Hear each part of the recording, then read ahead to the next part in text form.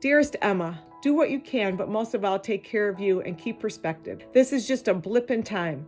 I saw this quote and it inspires me. I hope it inspires you. Hope and fear cannot occupy the same space at the same time. Invite one to stay. This is really hard. Let's just face it. And one last piece of advice, skip the cheese and eat more chocolate. Mrs. P.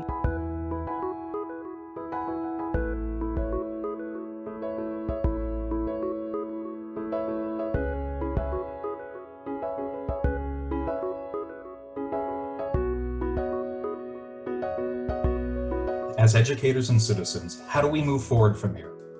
Do we accept the systems that have failed too many for too long? Or do we acknowledge each of our own parts in what has happened? In doing so, can we think about how we can build a through line to a more inclusive, better tomorrow? This was not a plan that any of us had to be home and educating from home. So this is trauma education.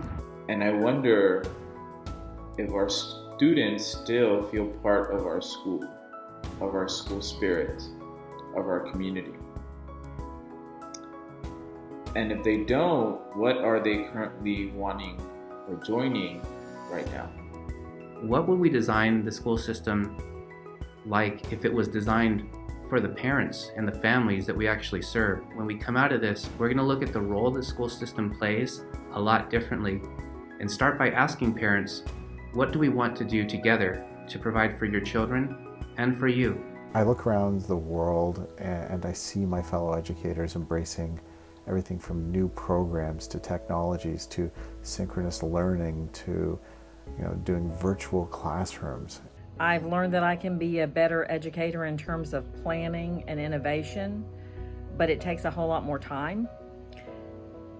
And I have used the Zoom sessions actually to just check in on the personal, emotional well-being of my kids, and have found that to be delightful in that I've got to know a whole lot more about them by using it that way. We are such a social group of people as educators, and we need to make sure that we are being social with our kids, because that's going to be what keeps them going and keeps those kids in balance, keeps us in balance, and keeps our teaching in balance.